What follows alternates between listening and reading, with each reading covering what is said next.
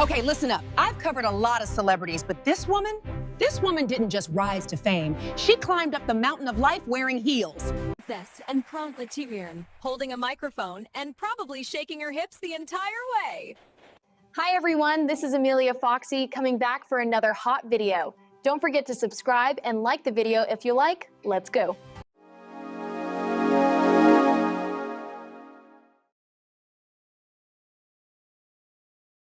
Shakira Isabel Mebarak Ripoll was born on February 2nd, 1977, in the warm, colorful, music-filled city of Barranquilla, Colombia. Her father, William Mebarak, Lebanese descent.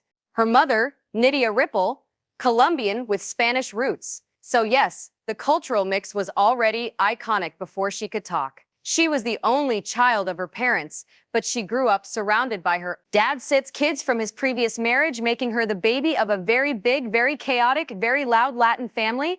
And honestly, that chaos probably trained her for fame. Shakira was not a quiet kid. Oh no. At 4 years old, she wrote her first poem. At 5, she was dancing on tables at restaurants. At 7, she was begging her parents for a typewriter to write more songs. We're shaking things up here tonight. Thanks for tuning in to the Fox Groove. She went to a Catholic school where apparently teachers told her she sang like a goat, which is kind of true, but like that goat voice made her famous, so who's laughing now? She used to watch her Lebanese dad dance at family gatherings, and that's where the belly dancing came from.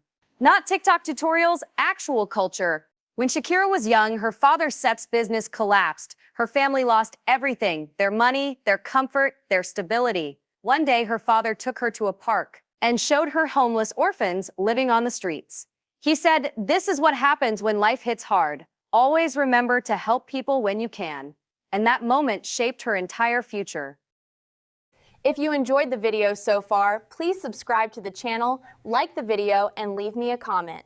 I love you.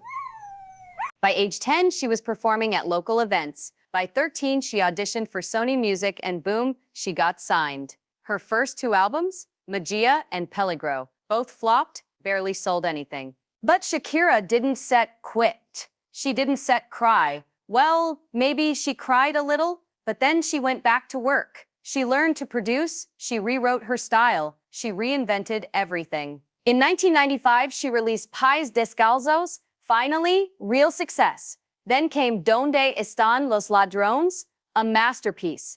But then, 2001, Laundry Service. Whenever, wherever. Hips don't lie. Underneath your clothes, these weren't songs. These were global shockwaves. She became the first Colombian artist to dominate every chart. Latin America, the US, Europe, everywhere. Everywhere. Shakira's love life? Oh boy. You already know it wasn't smooth. She dated Antonio de la Rua for a decade, then later got into a long relationship with Gerard Piqué, the Spanish football star. They had 2 adorable boys, Milan and Sasha, but things went downhill publicly, painfully, messily. Yet she handled heartbreak with grace, and with a lot of hit songs. Shakira doesn't just perform. She builds schools, she fights child poverty. Her charity, Pies Descalzos Foundation, has helped thousands of kids in Colombia get education. She's also a UNICEF Goodwill Ambassador, a cultural icon, a symbol of power and resilience. And then, November 2025, Zootopia 2 premiere, lavender dress, matching outfits with her sons, internet, declapat, Seps. Once again, Shakira reminds the world, she sits still here, still glowing, still a queen. Okay, everyone, thanks for watching. Don't forget to subscribe and turn on the notification bell. Hope to see you next time.